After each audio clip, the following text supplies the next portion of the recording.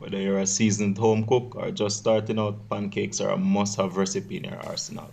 They are very versatile, delicious, and it's really easy to whip up a fluffy batch in no time. Today I'm going to share with you some tips and tricks for making perfect pancakes every time, so you can keep everyone coming back for seconds with your breakfast skills. Prep these overnight for a quick breakfast or make them in the morning. They don't really take that long anyways.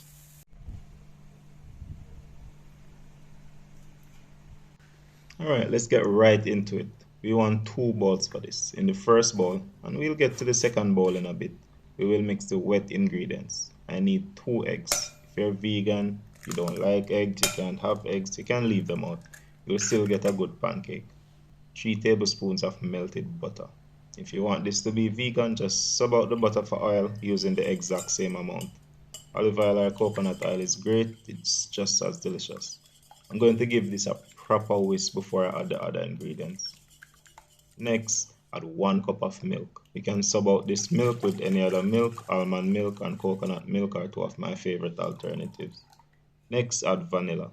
This is a tablespoon's worth, but adding a bit more won't hurt. Whisk all of that together real good, then we can move on to the dry stuff. So in bowl number 2 now, the dry bowl, we need 2 cups of all-purpose flour, tablespoon of sugar. I'll be having these with syrup, so I don't want it sweet. 1 tablespoon of baking powder and half teaspoon of salt.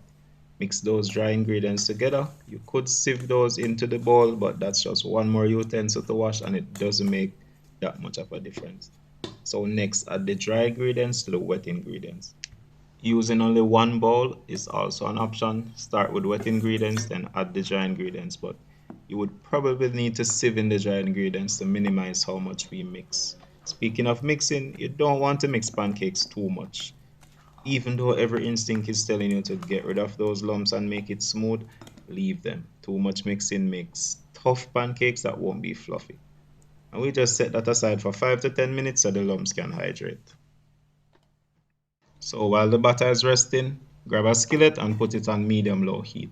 A heavy bottom pan like this cast iron skillet is perfect for pancakes. Add a dash of oil and use a paper towel to spread it and remove any excess. I usually give the pan a test to see how well my pancakes will cook. I add a tablespoon worth of butter to the pan, and as soon as I see bubbles forming on top, I flip it and give the next side a minute or so to cook. You can taste test this mini pancake to see if you need to make adjustments to the batter so it's super functional.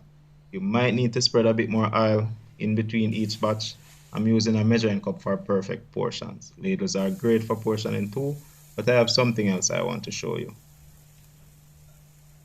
If you have pancakes frequently, a few times a week, investing in a squeezy bottle is a game changer. This is my dedicated pancake bottle now. Just cut off a bit of the tip so the hole isn't too tight. Then load it up with your batter. This serves two functions as it replaces your ladle or measuring cup, and on top of that, you can just throw it in the fridge for easy storage. It's good in the fridge for up to 4 days, but I usually keep it for 3. It makes breakfast way easier and it's a lot less cleanup each time you have pancakes.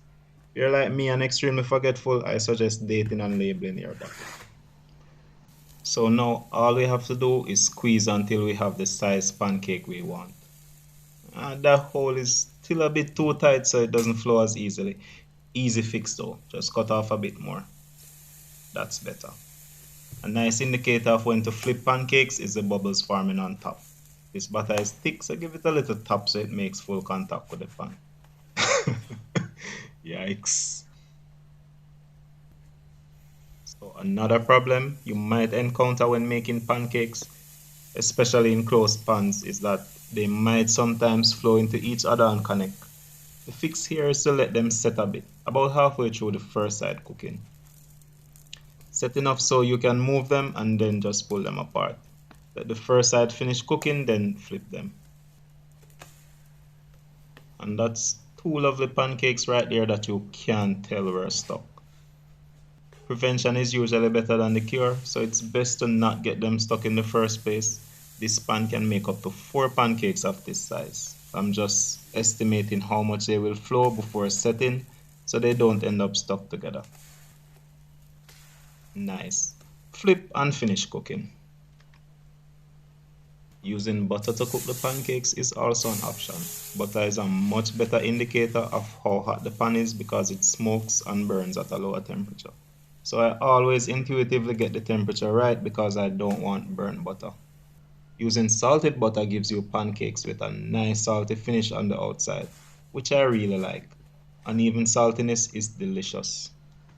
So if you don't like pancakes or you enjoy waffles as much as me, you can use the same butter to make some delicious waffles. Using salted butter to grease your waffle iron gives the same effect as with the pancakes. I have trouble getting the right amount of butter in, so I usually put a little less. 4 or 5 minutes later, and we end up with this crispy, beautiful thing. I usually have pancakes with baked beans and sausage for breakfast, but this is still delicious. Go ahead and make a nice stack of those pancakes, and you might as well throw on the waffles too. These are nice and fluffy, and the waffle is still crispy. Slide on a slice of butter on each stack and drizzle over some hot pancake syrup, and that's done. Super easy, delicious pancakes that I'm about to dig into. Now, I made this video in the morning, and this was actually my breakfast. I usually have no more than 3 pancakes of this size, but making videos makes me hungry, and this is delicious. So I had every bite, including the waffles, plus another 3 pancakes. Really easy to dig in like that when they are this good. These are extremely versatile, and if plain pancakes are too plain for you, just mix it up a bit. Add dried fruits, nuts, chocolate chip, top with powdered sugar or whipped cream, or even have it with some fresh fruits. I really love mango pancakes. This definitely won't be my last pancake video. Next time I'll probably dive a bit deeper. Hey, I really appreciate you sticking around until the end.